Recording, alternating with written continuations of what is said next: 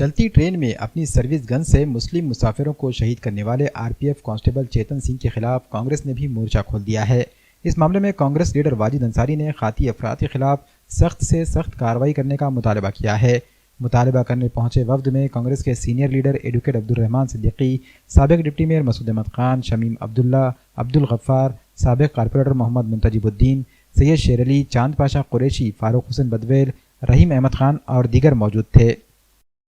जयपुर से मुंबई जाने वाली ट्रेन के अंदर में जो दर्दनाक हादसा हुआ है, ये मैं समझता हूँ कि हिंदुस्तान को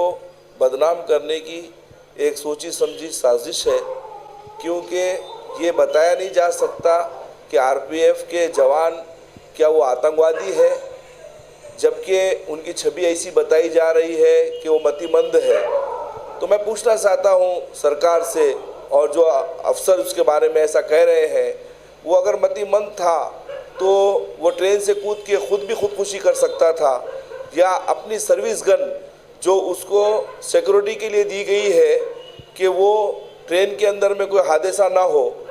कोई आतंकवादी ना घुसे, किसी बेगुनाह की जान ना जाए, उसको बचाने के लिए वो रिवॉल्वर दी गई है। उसको अगर वो मतिमंद था तो अपनी गन निकाल के खुद अपने आप को शूट कर लेता, तो हम समझते कि मतिमंद है। लेकिन वो ऑफिसर, मैं उनको सलाम करता हूँ, वो भी हमारे हमवतन भाई है जिनका उन्होंने कत्ल किया है, क्योंकि वो बचा रहे थे, बीच बचाव में वो ऑफिसर आए, उनका भी इसने कत्ल कर दिया। और उन बेगुनाहों की कत्ल किया है कि उनके चेहरे और टोपी को देखकर, लिबास को देखकर, और ये कौन सा राजकारण कर रहे हैं, कौन सी छवि देश की बनाई जा रही है कि योगी और मोदी को वोट देना पड़ेगा। संविधान है, बाबा साहब अम्बेडकर के संविधान पे हिंदुस्तान चलेगा, ना कि योगी मोदी के नाम पे चलेगा। ये बहुत नाइंसाफ़ी वाला काम हुआ है। मैं हमारे कांग्रेस की जानिब से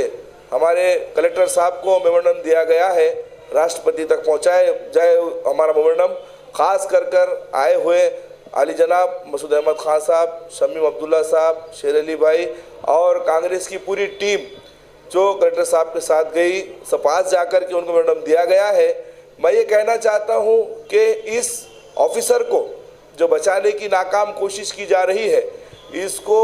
ऐसी फांसी दे ताकि ऐसा ऑफिसर, हिंदुस्तान का कोई भी ऐसा नागरिक ऐसा अपराध ना करे, ऐसा आतंकवादी वाला काम ना करे। सबसे पहले तो वो हमारे देश का देशद्रोही है,